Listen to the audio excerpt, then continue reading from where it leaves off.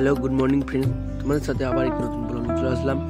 আজকে আমাদের হরিবাসরের মন্দির উদ্ঘাটন রয়েছে রাত্রি 8 ঘটিকায়। তো ফ্রেন্ডস, আমি খুব হ্যাপি, কেননা আমাদের এই প্রচেষ্টা, এই আশা, মনের ইচ্ছা পূর্ণ হলো গ্রামবাসীদের 2 বছর পর।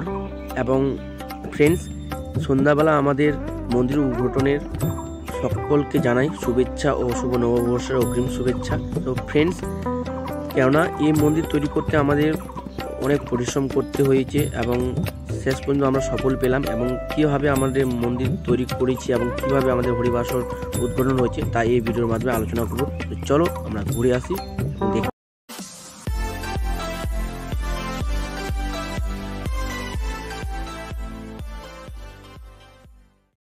তো ফাইনালি ফ্রেন্ডস, চলে এসেছি রাত্রি 8 ঘটিকায়।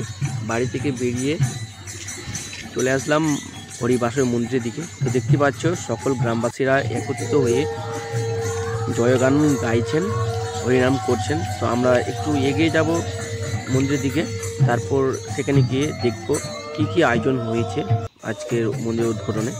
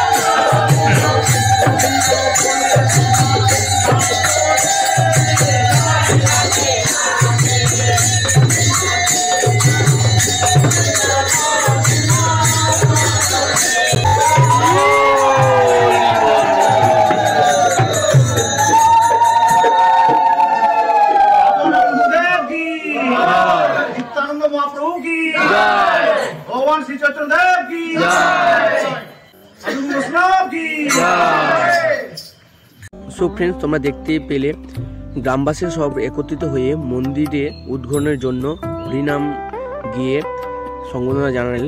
এবং এইরকম ছোটোখাটো একটি অনুষ্ঠান দেখে এবং শুনে খুবই ভালো লাগলো, কেননা ফ্রেন্ডস, নতুন বছরের নতুন মন্দির পেলাম আমরা। খুব পরিশ্রম করার পর আমরা এই রকম একটি মন্দির পেলাম। তো ফ্রেন্ডস, কিভাবে আমরা মন্দির নির্মাণ করলাম, মন্দিরের আলোচনার বিষয় শুনবো। তো চলো একটু শুনি, তারপর তোমাদের সাথে শেয়ার করছি কালকে। দাদাটার নাম ছবিলাল ঘোষ। এর জন্য আমি গজেনকে কিছু বলার জন্য জয়গুরু বৈষ্ণবদের ভক্তবৃন্দদের উদ্দেশ্যে কিছু বলার সুযোগ পেয়েছি, বা এই মন্দিরে এসে এখানে যে উপস্থিত হতে পেরে আমার কমিটি এবং গ্রামবাসীর তরফ থেকে তো নিজেকে ধন্য মনে করি। আজকে অকাল একটা কীর্তন হরিনাম কেন এই বর্ষ বিদায়ের সময়, এবং আগামী, আপনারা সবাই জানেন যে আগামী প্রথম বর্ষের রবিবারই আমাদের হরিপূজাটা হয়ে থাকে। আজকে কেন এই জিনিসটা করা হলো, আমার যে সেক্রেটারি সুনীলচন্দ্র সরকার মহাশয় সংক্ষেপে কথাটা বলার চেষ্টা করেছিল, সে ভারটা আমার উপরে ন্যস্ত বিস্তারিত বলার জন্য ভার দিল। কারণটা হচ্ছে এই যে আমরা এই হরি ধামটা প্রতিষ্ঠান করেছিলেন আমাদের গোবিন্দ মণ্ডল, সুমন্দর সরকার, উপেশ্বর মণ্ডল, সুরেশ সরকার, বিভিন্ন লোক সাধুগুরু বৈষ্ণব নিয়ে এই জিনিসটা তৈরি হয়েছিল।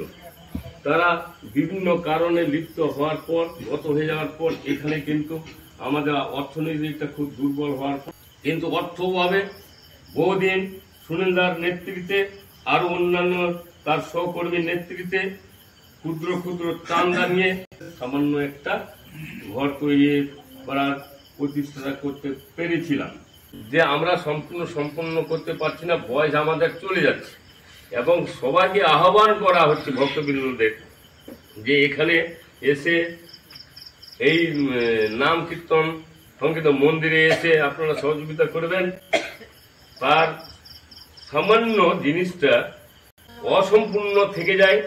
আমাদের একদিন আলোচনা হয় কমিটির মধ্যে যে কিভাবে কি করা যায়। আমরা শুনেছি, আপনারাও হয়তো জানেন, আমাদের পাশে একটা দুর্গা মন্দির হচ্ছে। দুর্গা মন্দিরটা যে নামটা উচ্চারণ করলো সে ছবিলাল ঘোষ মাঝারা, আপনারা সবাই জানেন। রবীন্দ্রনাথ সরকারের ছেলে দীপক সরকার, তার ঘটক মারফতে বলেন বা মারফতে তার লিঙ্ক করে আমরা এই জিনিসটা সম্পূর্ণ আমরা আজকে করতে পেরেছি। এত বড় একটা দাতা, তার জন্য আমরা কিছু করতে পারলাম না। তো তাই আমরা ছোট্ট একটা সম্মান দিয়ে আমরা আজকে মন্দিরটা ফিতা মাতো কেটে ছবিলাল ঘোষের দ্বারাই আমরা এই গেটটা খুলিয়ে দেব। তো যাই হোক, আমরা ওই উদ্বোধনটা করব। করার পরে আমাদের যার ঘটক দ্বারাই, যার নেতৃত্বের দ্বারাই আমরা এই সুযোগটা পেয়েছি, আমরা দীপক বাবুকে ছোট্ট সংক্ষিপ্ত উদ্দেশ্যমূলক কথা বলার জন্য অনুরোধ করছি।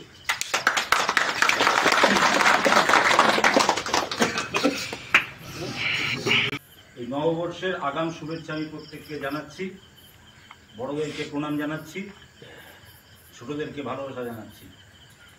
আজকে এইখানে এসে আমি সন্ধ্যা পর্যন্ত ভাবতে পারিনি যে এই পরিবেশ আমি এখানে এসে পাবো। এখানে আসার পরে সত্যি খুব আমি আপ্লুত এবং একটা মনোমুগ্ধকর যে পরিবেশ পেলাম, যেটা আমার স্মরণে থাকবে। আমি গত বছর থেকে এই পুজোর আগে আগে সুনীল কাকারা কিছুজন লোক তারা এই পুজোর চাঁদার জন্য বেরিয়েছিল এবং গতানুগতিকভাবে সে আমার ওখানেও গিয়েছিল। সেখানে যাওয়ার পরে আমি জানতাম যে শুধু পুজোর জন্যই চাঁদা কথা বলেছিল, কিন্তু আমি পরবর্তীতে জানতে পারলাম যে মন্দির নির্মাণের জন্য ওরা মানুষের কাছ থেকে যে যেরকম পারে সে সেরকমভাবে সাহায্য যেন করে সেই আবেদন রেখেছিল। আজকের যে এই সৌন্দর্যায়নে যা বা অর্ধ সমাপ্ত মন্দিরের কাজ সম্পন্ন যে ব্যক্তি করেছে সেই ব্যক্তি ছবিলাল ঘোষ। ছবিলাল শুধু এই মন্দিরটা রং এবং যে সমস্ত কথাগুলো আমাদের ওর সঙ্গে হয়েছিল সেগুলো কাজ করার পরেও বাকি কাজ এই ইলেকট্রিফিকেশনটা করে দিয়েছে। সবাইকে আবার নমস্কার জানিয়ে আমি আমার বক্তব্য শেষ করছি। ধন্যবাদ, নমস্কার। আমি সেই ছবিলাল ঘোষকে আজকে কিছু বলার জন্য আমি আবেদন রাখছি। নমস্কার, প্রণাম, মা মাসিমাদের প্রণাম, শুভেচ্ছা। এই বছরের অন্তিম দিনে আগামী শুভ নববর্ষের সকলকে আন্তরিক শুভেচ্ছা কামনা করে। দেখ, অনেক কিছুই যতটা আমি ভাবিনি ততটা অনেক কিছু দাদারা বিস্তারিত অনেক কিছুই বললেন, কিন্তু আমি অত কিছু ভেবে এই মহান কর্মযজ্ঞে আসিনি। হ্যাঁ, দেখ, আজকের এই সবাই আজকে এই সুন্দর ঘন আনন্দ ঘন মুহূর্তে উপস্থিত হতে পেরে আমি নিজেকে সত্যিই ধন্য মনে করছি যে আগমপুরবাসী যেভাবে আমাকে আপ্যায়ন করবে সেটা আমার ধারণার বাইরে ছিল। আগামী দিনে চেষ্টা করব এই আগমপুর গ্রামবাসীর সঙ্গে থাকার এবং এই মন্দিরের আরও সৌন্দর্য উদ্যায়নে যদি কোনো কিছু করা যায় আমি অতপ্রতভাবে চেষ্টা করে যাব। আমার শোনেন, আমি শুধু দুই একটা কথা আমি নিজের হৃদয় থেকে যেটা ভাবি, যে আমি নিজেকে নিজে প্রশ্ন করি যে আজকে যদি একটু ভাবা যায়, মালদা রেলওয়ে স্টেশনের পাশে দেখবেন, এখন গেলে দেখতে পাবেন অনেকে শুয়ে আছে। তো সেই ব্যক্তিগুলোর দিকে যদি তাকানো যায়, নিজেকে যদি প্রশ্ন করি আমি যে তার চাইতে উপরওয়ালার দয় আমি একটু হলেও ভালো আছি। তো ভগবান যখন আমাকে একটু ভালো রেখেছে, তাহলে এই ভগবানের স্বার্থে সবকিছুর মূলেই কিন্তু মানুষ কিচ্ছু সঙ্গে নিয়ে যাবে না, কিছুই যাবে না। যতই বলেন 5 তলা বিল্ডিং, 5 তলা 3 তলা বাড়ি, ধন সম্পত্তি, আমি সত্যি কথা জানি না। আমার এইটুকু ধ্যান ধারণা নিয়ে আমি চলি। আমার বেশি কিছু আশা আকাঙ্ক্ষা নেই। আমি সমাজে এইভাবে যদি কাজকর্ম করে চলে যেতে পারি উপরওয়ালার কাছে, আমি নিজেকে এটাই আমি সবসময় কামনা করি। যে জীবনে অনেক মানুষ হয়তো ভাববেন যে অনেক বড় বড়, হ্যাঁ অবশ্যই জীবনে বেঁচে থাকার জন্য অর্থ উপার্জনের প্রয়োজন আছে, কিন্তু আমি যেটা ভাবি অর্থ উপার্জন অবশ্যই হবে, কিন্তু ভবিষ্যতের ফিক্সড ডিপোজিট হিসাবে অনেকে, সত্যি কথা বলছি, আমি মন্দিরের সামনে বলছি, অনেকে ভাবে যে আমি 10 কোটি টাকার সম্পত্তি করে রেখে যাব, অনেকে ভাববে আমি ব্যাংক ব্যালেন্স করে দিয়ে যাব। আমি কিন্তু সেটা একবারের জন্য ভাবি না। হ্যাঁ, আমার ব্যাংক ব্যালেন্স, এটাই আমার ব্যাংক ব্যালেন্স, যে ভবিষ্যৎ জীবনের ব্যাংক ব্যালেন্স হচ্ছে আমার এই ঠাকুরের নাম, এই সহযোগিতা, এই মন্দির প্রতিস্থাপন, এই জল স্থাপন, এই যা যাবতীয় যেটা মনের মধ্যে আসে, সেটাই দাদা মায়ের মানুষে আমি এটা করার চেষ্টা করি। এটাই আমি করে তৃপ্তি লাভ করি নিজেকে, আর অন্য কিছু না, অন্য কোনো উদ্দেশ্য কোনো কিছু না। অনেক কিছু আমার কাছে অনেক কথায় কানে আসে যে এখানে সর্বধর্ম বর্ণ নির্বিশেষে আজকাল বিভিন্ন কিছু, আজকাল কাজ করতে গেলে মানুষ অনেক কিছু নেগেটিভ চিন্তা ভাবনা করে। আমার মাথায় ওই সমস্ত কে কি বললো আমি বলে ভাবি না।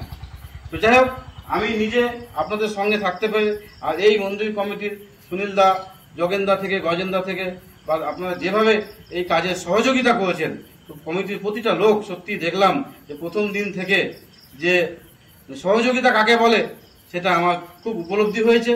যে আপনারা সম্পূর্ণ সহযোগিতা না করলে হয়তো আজকে এই মহান কর্মযজ্ঞটা এত অল্প সময়ের মধ্যে, আমি আগে সময় পাইনি, আমি বিভিন্ন কাজে ব্যস্ত থাকি, এই অল্প সময়ের মধ্যে আপনারা যে সহযোগিতা করে এই কাজটা তৈরি করেছেন বা এই সুন্দর একটা রূপ দেওয়ার চেষ্টা করেছেন, সত্যি আমি খুব আপ্লুত। আপনাদের সহযোগিতা ছাড়া কোনো মতে সম্ভব ছিল না। এবং আগামী দিনে উপরওয়ালা যদি আমাকে ভালো রাখে, আপনাদের আশীর্বাদ কামনা করি। যদি আশীর্বাদ থাকে, আমি হয়তো আগামী দিনে আরও আপনাদের সমাজের জন্য কিছু করতে পারি, তার আশীর্বাদ আপনারা কামনা করবেন আমার পরিবারের প্রতি। এটুকুই আমার সংক্ষিপ্ত বক্তব্য বলে আমি একটা শেষ করছি। মা বোনদের প্রণাম, দাদা দিদিদের প্রণাম জানিয়ে মূল কাজটা হয়নি, যেটাতে আমরা দ্বার উদ্ঘাটন করতে যাচ্ছি নতুন মন্দিরে। আমরা সেই মন্দিরের যেটা দরজা দিতে চাইছি, আমার ছবিলাল বসে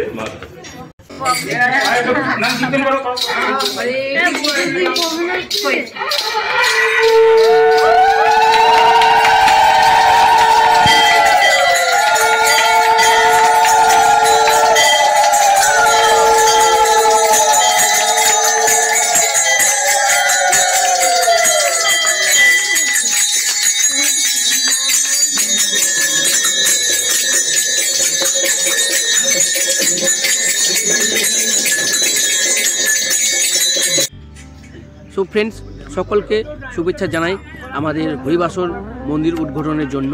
তো ফ্রেন্ডস, কালকে আমাদের মেন প্রোগ্রাম রয়েছে। কালকে আমাদের হরিবাসরের পুজো এবং নতুন বছরের প্রথম রবিবারে আমাদের এই পুজো অনুষ্ঠান হয়ে থাকে। তো ফ্রেন্ডস, সকলকে আসার অনুরোধ জানাই। তার সাথে থাকছে এক নাম, খিচুড়ি প্রসাদ, এবং সকলকে আসার আহ্বান জানাই। তো ফ্রেন্ডস, অবশ্যই এসো আমাদের হরিবাসর মন্দিরে এবং এক নাম গান শুনে যাও এবং খিচুড়ি প্রসাদে অংশগ্রহণ করে যাও, তোমাদেরকে খুবই ভালো লাগবে। তো ফ্রেন্ডস, জানি না তোমাদেরকে ভিডিওটা কতটা ভালো লাগাতে পেরেছি, তো অবশ্যই তোমরা ভিডিওতে কমেন্ট করে জানাও এবং ভিডিওতে একটি লাইক কমেন্ট শেয়ার করো, তোমাদের ভাই বন্ধুদেরকেও শেয়ার করে এমন একটি ভিডিও তুলে ধরার জন্য। তো ফ্রেন্ডস তোমাদের কাছে আরেকটি কথা অনুরোধ রাখতে চাই যে তোমরা যদি আমার চ্যানেল নতুন হয়ে থাকো, চ্যানেলটি সাবস্ক্রাইব করো, পাশে থাকা বেল আইকনটি অল করে রাখো এরকম নিত্য নতুন ভিডিও আপডেট পাওয়ার জন্য। খুব শীঘ্রই দেখা হচ্ছে আরেকটি নতুন ব্লগ নিয়ে। ততক্ষণ তোমরা ওয়েট করো এবং সবাই ভালো থেকো। শুভ নববর্ষ।